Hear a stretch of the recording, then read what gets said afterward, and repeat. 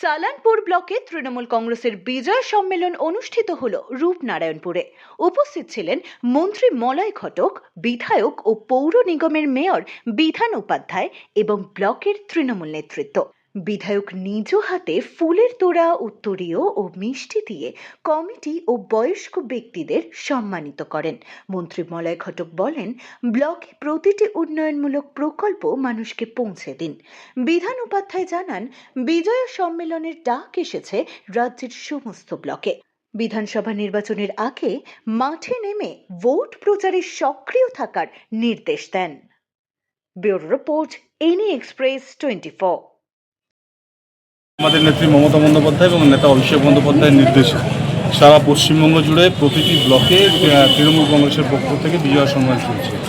আজকে আমাদের সালানপুর ব্লকের ডেট ছিল, সালানপুর ব্লকে বিজয় সম্মেলন হলো। প্রায় 72টা পুজো সংঘ যারা দুর্গা পূজা করেছে তাদেরকে সম্বর্ধনা জানানো হয়েছে। প্রায় 56 থেকে 60 জন বিশিষ্ট নাগরিক যারা রয়েছে তাদেরকে সম্বর্ধনা জানানো হয়েছে এবং প্রায় 132টা ক্লাব, যতগুলো ক্লাব রয়েছে যারা এই দুর্গাপূজায় সাধারণ মানুষকে, প্রশাসনকে নিয়ে সহযোগিতা করেছে এবং শান্তিপূর্ণ পরিবেশে পুজোটাকে পার করেছে, তো তাদেরকেও সম্বর্ধনা জানানো হয়েছে। আমি আপনাদের চ্যানেলের মাধ্যমে পুরো সালানপুরের সমস্ত মানুষকে, যারা আমার গুরুজন আছেন, তাদেরকে আমার শুভ বিজয়ের প্রণাম এবং ছোট্ট এবং বন্ধু যারা আছে তাদেরকে অনেক অনেক ভালোবাসা রইল। সুস্থ থাকুন, ভালো থাকুন।